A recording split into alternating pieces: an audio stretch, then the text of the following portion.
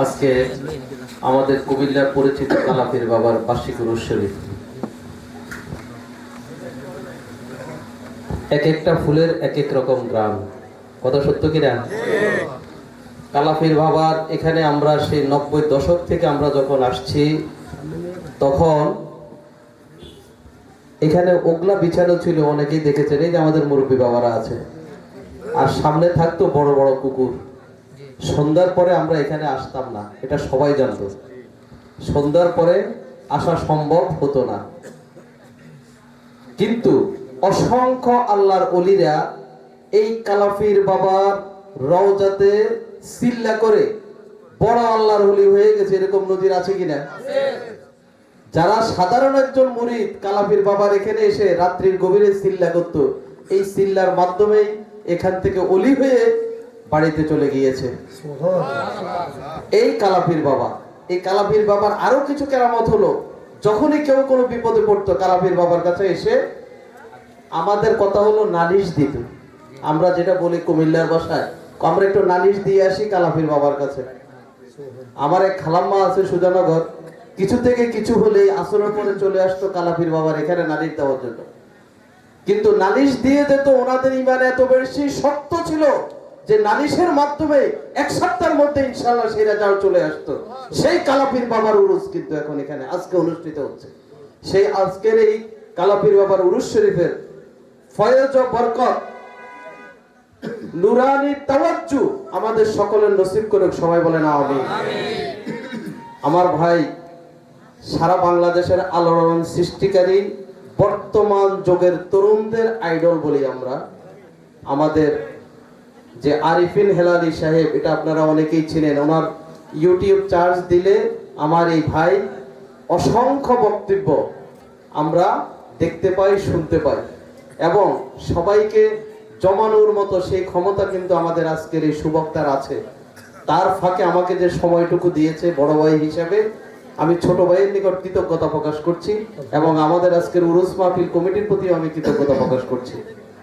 ইতিমধ্যে আমি আপনাদের কাছে, আমার উপস্থাপক বলেছে সারা দেশের মধ্যে সুন্নিরা ইতিমধ্যে ঐক্যবদ্ধ হয়েছে। আমরা সকলেই ঐক্যবদ্ধ, কারণ আমাদের উপর এই কালাপীর বাবার উরুস কিয়ামত পর্যন্ত জারি থাকুক, এটা আমরা চাই কি চাই না? এটা চাইতে হলে আমাদের ঐক্যবদ্ধ হতে হবে, আমাদের অবস্থান শক্ত করতে হবে। না হলে যদি পট পরিবর্তনে কোনো দুর্ঘটনা ঘটে, এই কালাপীর বাবার গেটে কিন্তু তালা ঝুলিয়ে দিবে, তারা আমাদেরকে জিয়ারত করতে ঢুকতে দিবে না। এরকম পায় তারা চলছে, এবং কিছু ইশারা ইঙ্গিত আমরা পাচ্ছি। তারা বলছে মাজার গুলো ভেঙে দেওয়া হোক, এই মাজার না রেখে সেখানের মধ্যে ব্যবসা প্রতিষ্ঠান দিলে সেখানে মানুষ খেয়ে বাঁচতে পারবে। এই মাজার নাকি কোনো উপকারে আসে না। তাহলে আমরা যারা মাজারের ভক্ত আছি, মাজার জিয়ারত করি, তরিকা পন্থী রয়েছি, যারা আল্লাহর ওলিদের দামান ধরেছি, আমাদের পীর ও মুর্শিদের তাওয়াজ্জু নেওয়ার জন্য আমরা মাজারে এবং উরুস শরীফে যেতে হবে কিনা? হতে হলে আমরা আমাদের অবস্থান তৈরি করতে হবে। বাচ্চার কান্না না করলে বাচ্চার মায় কিন্তু দুধ দেয় না। আমরা আমাদের অধিকার প্রতিষ্ঠিত না করলে কেউ আমাদের অধিকার ঘরে দিবে না। তাই এবার জাতীয় সংসদ নির্বাচন আমাদের জন্য বিশাল এক টার্নিং পয়েন্ট। আমরা সেখানে দেখাতে হবে আমরা সুন্নিরা কত পার্সেন্ট আছি। কুমিল্লাতে আমাদের প্রতি ঘরে ঘরে আমরা সুন্নি, প্রতি ঘরে ঘরে আমরা কিন্তু বিভিন্ন দরবারের মুরিদান। সংখ্যা কত আছি এই পর্যন্ত কি আমরা আমাদের হিসাব করেছি? করিনি। আপনার মাঠে যেই ধানটা আমরা কাটি, এই ধানটা যখন ফসল কাটার পর আমাদের ধান আমাদের গোলায় আনি, আমাদের গোলার মধ্যে এনে আমরা বছরের হিসাব করি যে আমাদের এত মন ধান আছে। এখন ফসল ময়দানে সুন্নিদের ভোটের হিসাবে সুন্নিরা জিরো, কথা সত্য কিনা? আমাদের ভোটের কোনো হিসাব নেই। এবার আমরা আমাদের ভোটের হিসাব, আমাদের ফসল আমাদের ঘরে আনবো, আমাদের একই বাক্সে আমরা আমাদের ভোট দিতে চাই। কেন দিতে চাই? আগামী দিনে সুন্নিরা যাতে, সুন্নিদের অবস্থান শক্তিশালী হয়। আমাদের শিকড় বিশাল গভীর, কিন্তু ডালপালাও আছে, ঐক্যবদ্ধ নেই। এবার আমরা ঐক্যবদ্ধ হয়েছি। আগামী 12 তারিখ এই কুমিল্লার মধ্যে আমাদের মোমবাতি প্রতীকের প্রার্থী আছে সুন্নিদের, এটা তো আপনারা জানেন। আমার ব্যক্তিকে কেউ ভোট দেওয়ার দরকার নেই, শুধু সুন্নিকে ভোট দিতে হবে। সুন্নিকে আমরা ভোট দিব।